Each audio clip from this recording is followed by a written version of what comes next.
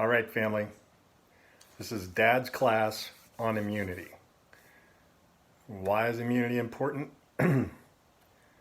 Because pretty much we're all going to run into this coronavirus at some point. At some point, we're going to run into it. If our immunity is strong enough and high enough, we have the capacity to either fight it off before we get any symptoms or to easily fall into the 80% that don't go to the hospital. And there's lots of snake oil salesmen out there that are trying to sell you immunity 1, immunity 2, all this other stuff. But immunity comes down, all the research that I've done, everything I've looked at, comes down to just a few things that you can do to, number one, keep your immunity up to fight off the disease if and when it shows, and two, to supercharge your immunity so that during those first days that it's working its way through your system, you're fighting it off longer and you have a better chance of ending up in the 80% that don't go to the hospital. All right, so what are those things that you can do? Well, the jury is still out on zinc. You can do zinc lozenges and those kinds of things. They talk about taking those and using them throughout the entire phase of a cold, and it can help reduce the effect of the cold in about a week. They believe that zinc inhibits the virus's ability to replicate. It inhibits the virus's ability to disrupt the life of the cell. And so there's some value in zinc in that. And so that's really the purpose of zinc. The anecdotal evidence about using the zinc lozenges is that the zinc lozenge is in the throat at the time that the virus is in the throat. Therefore, it's immediately strengthening the cells that the virus is in contact with. Research isn't necessarily 100% behind that, but take some zinc, okay? Now, your body brings in about 11 milligrams of zinc a day. That's about all it needs, and our normal diet gives us that. So we're talking about upping the zinc level a little in order to have a little bit extra there to help you fight off the disease. Whatever you do, don't get more than 38 milligrams of zinc in a day. Once you get over the 38 milligram threshold, then you start impacting copper, which then starts impacting hemoglobin, which then starts this whole cascade of you've gone too far over, and now you get some negative effects from the zinc. Okay, so this one right here, this thing has, I think, 16 milligrams of zinc. So you combine that with the 11 that you normally get from your environment. That takes us up to 27. No more. Only one of these a day. That's all you need. Okay? Now, sleep. It may sound strange, but sleep is probably your greatest influencer of your immune system. So what happens when you're sleeping, okay, is over the course of a night's sleep, and the red doesn't work, let's hope the black works.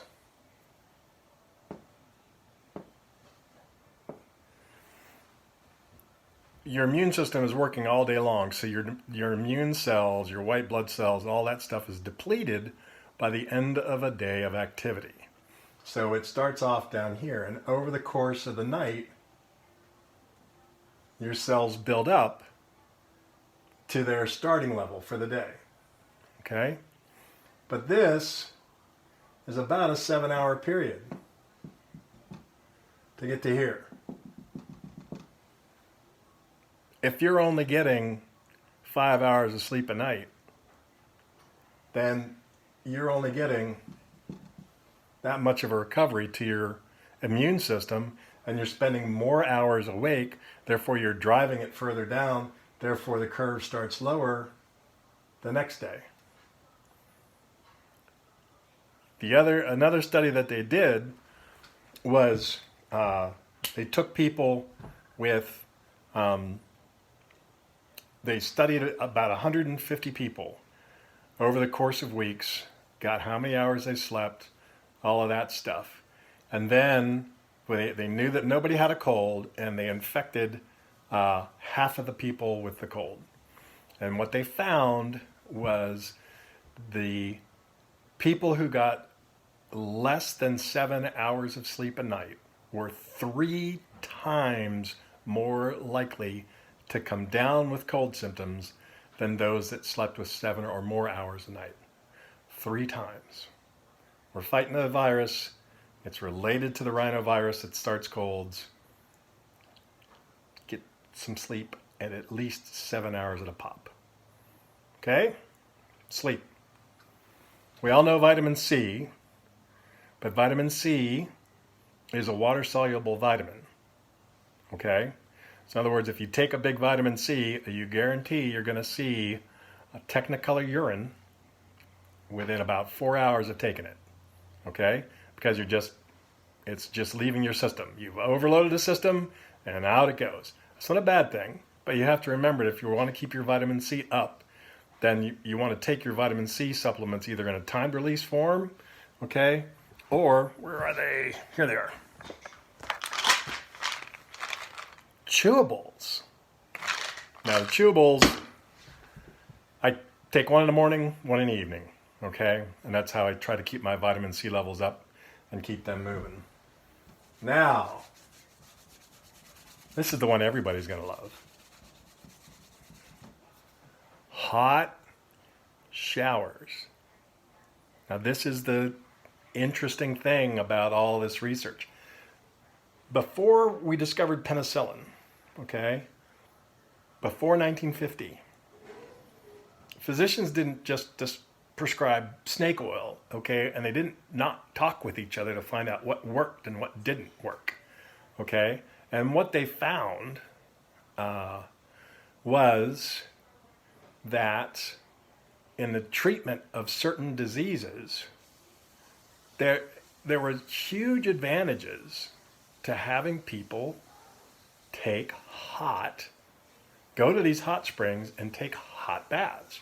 I used to think the hot springs were just snake oil. I mean, I used to just think that it was silly to think about the hot springs.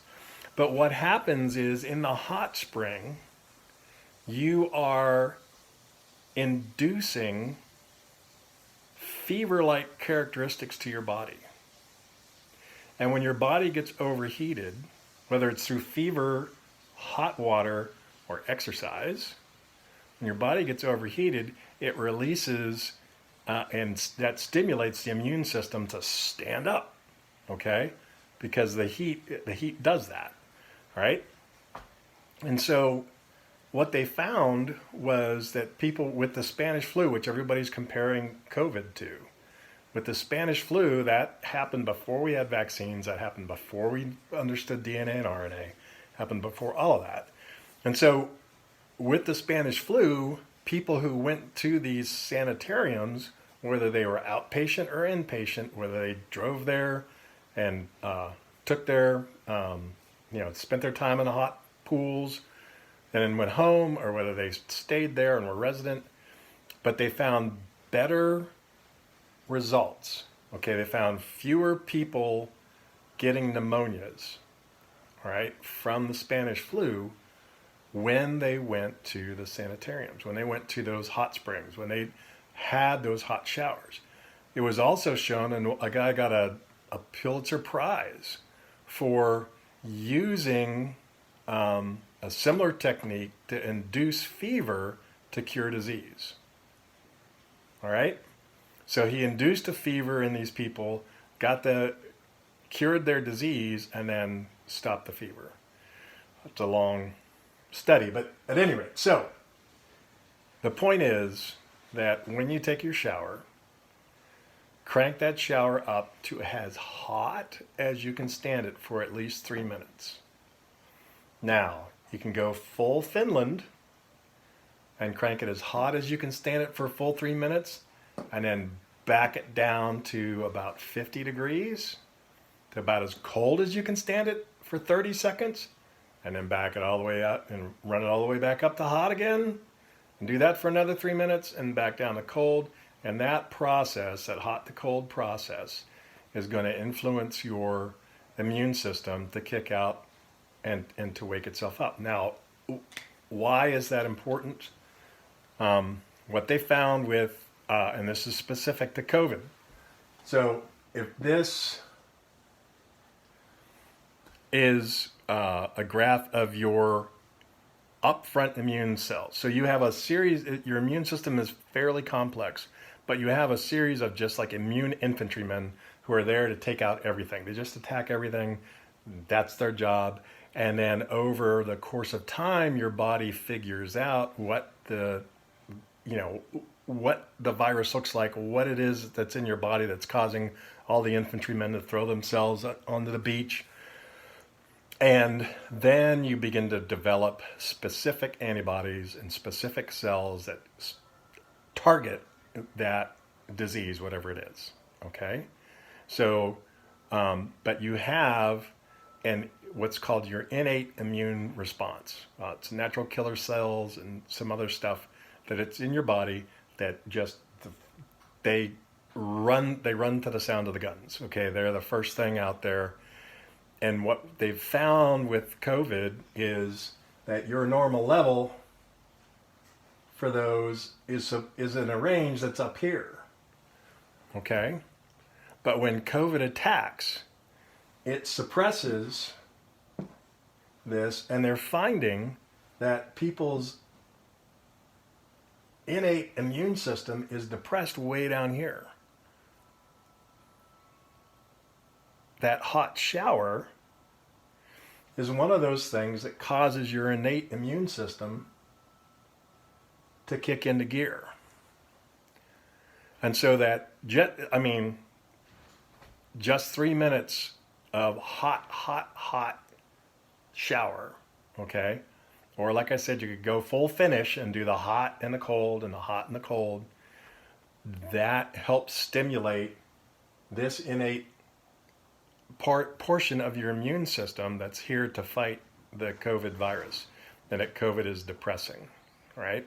So hot showers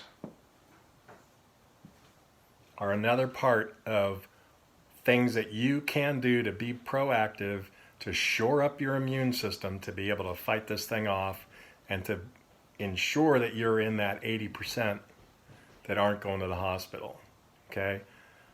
And if not only you can stay out of that 80%, but if we can get more people out of that 80%, if we can take that 80% to 15%, then we've taken the 20%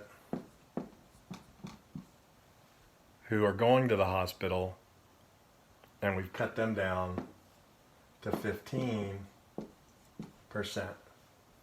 And if you think about that reduction, we've really saved the hospitals and we've saved the medical community 25% of the hospitalizations that they would face, right? By cutting this number by 5%, we've actually changed the number of hospitalizations by 25%, taken the pressure off of the healthcare system, and made things a whole lot better. But truly, I just want to keep all of you out of the hospital. Love you, and we'll talk to you soon.